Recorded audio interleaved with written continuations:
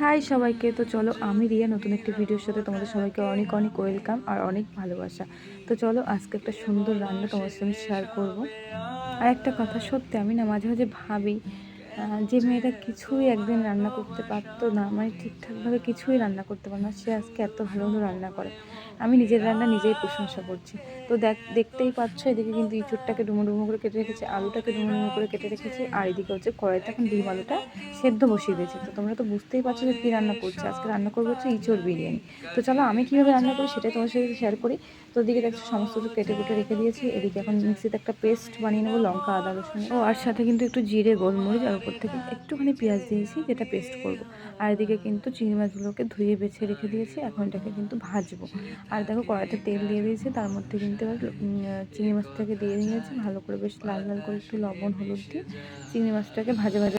তো তারপরে দেখো এখন লবণ হলুদ দিয়ে নিচ্ছি, নিয়ে এবার একটু লাল লাল করে চিংড়ি মাছটাকে ভালো করে এদিকে ভেজে নেবো গ্যাসেতে। তো চলো চিংড়ি মাছটা এখন ভালো করে ভাজা ভাজা করে নিই। আর এদিকে পেঁয়াজের বেরেস্তাটাও কিন্তু আমি ভেজে নিচ্ছি বেশ একটু সুন্দর করে। আর চিংড়ি মাছটা কিন্তু ভাজা হয়ে যাবে, ডিম সেদ্ধ হয়ে গেছে। আর রান্না করতে করতে আমার খিদে পেয়ে গেছিলো, তো তার জন্য পান্তা ভাত, কাঁচা লঙ্কা, পেঁয়াজ, চানাচুর আর ডিম ভাজা দিয়ে আমি ভাত খেয়ে নেবো। আর এদিকে কিন্তু আমার মশলার পেস্টটাও কিন্তু হয়ে গেছে। আর তারপরে দেখো ডিম আলুটাকে আমি সেদ্ধ করে আবার একটু লাল লাল করে ভেজে নিয়েছি। এবার কড়াইতে শুকনো লঙ্কা ফোড়ন দিয়েছি, তারপরে পেঁয়াজ দিয়ে নিয়েছি, দিয়ে একটুখানি টমেটো দিয়েছি, দিয়ে একটু এগুলোকে একটু ভাজা ভাজা করে নেব। আর এটা একটু ভাজা ভাজা হয়ে গেলে তারপরে কিন্তু যে মশলার পেস্টটা আমি বানিয়ে রেখেছিলাম সেটা কিন্তু এখন কড়াইতে দিয়ে নিয়েছি, দিয়ে কষা কষা করে নিয়ে তারপরে কিন্তু ডিম আলু চিংড়ি মাছ এগুলোকে ইঁচড়টাকে দিয়ে বেশ কষিয়ে রান্না করে নিয়েছি। আর দেখো এটা একদম কষা কষা করে নিয়েছি, যেহেতু বিরিয়ানির লেয়ার দেবো।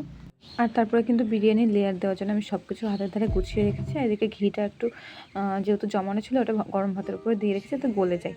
আর যেহেতু আমি ভিডিওটা একা একা করছিলাম, লেয়ার দেওয়ার সময় কোনো ভিডিও আমি করতে পারিনি।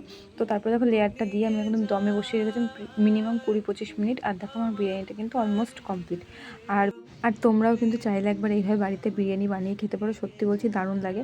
আর এমনি শুধু তোমরা নিরামিষ বিরিয়ানি যদি করতে চাও, সেটা কিন্তু পনির দিয়ে বা সয়াবিন দিয়ে করতে পারো, বা ডিম দিয়ে শুধু আলু দিয়ে বিরিয়ানি করতে পারো, বা চিংড়ি মাছ দিয়েও বিরিয়ানি করতে পারো, সেটাও কিন্তু একটা আলাদা টেস্ট হয়। আমি কিন্তু আমার রান্নাগুলো আমার মনের মতো করে করি। অনেকে ভাববে হয়তো আমি ইউটিউব দেখে করি, কিন্তু না, এগুলো সব কিন্তু আমি আমার মনের মতো করে করি।